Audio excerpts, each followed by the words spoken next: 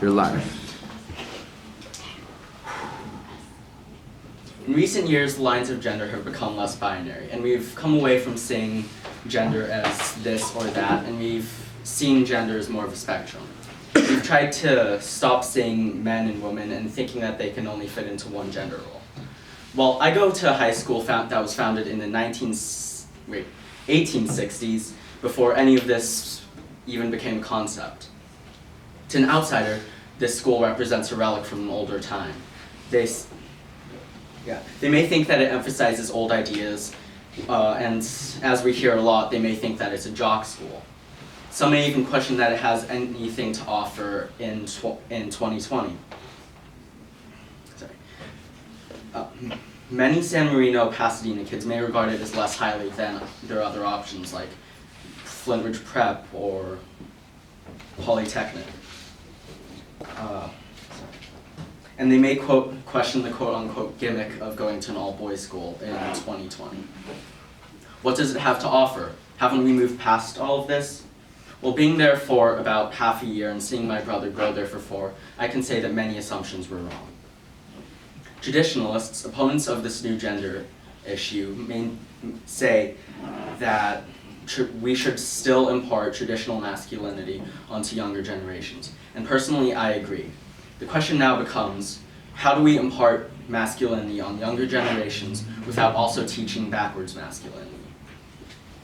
My school, Loyola High School of Los Angeles, does so first through holistic education. Holistic education states that health doesn't come just from being physically healthy. It says that to be healthy, you must have health physically, mentally, socially, emotionally, and physically, mentally, socially, emotionally, and spiritually. Well, spiritually for us. And holistic education can turn anyone into a healthy adult, and that's what most high schools strive to be. But what does it take to turn someone into a modern man?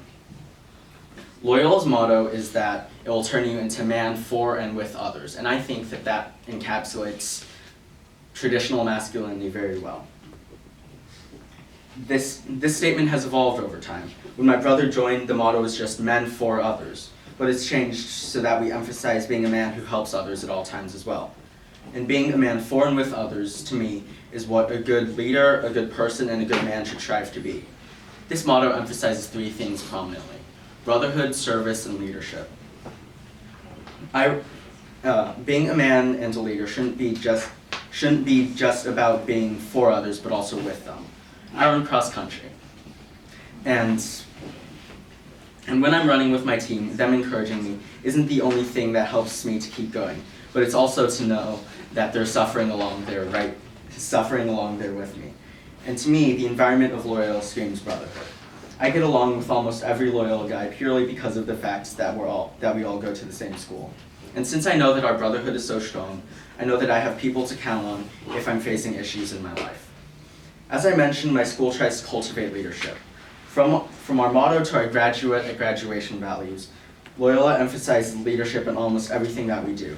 Emphasizing leadership in our society is to me the most important thing that we can do. We try to make sure that we have strong, kind leaders in our school so that when we grow up, we can get things done. To me, all of the aforementioned points are very important traits in making a man strong, kind, helpful, and loving. It's important to remember that while we have made great progress in understanding the limitations that were once perceived, it's important to acknowledge that we have made great progress in understanding limitations that we once had. But we must remember that not imparting masculinity at all does not serve to produce men of today and leaders of tomorrow. Rather than forgetting those values, for all young men, let's remember that there are many options, many places that can help these boys turn into men who are, as our graduation values say, open to growth, committed to justice, loving, developed as a leader, and intellectually distinguished.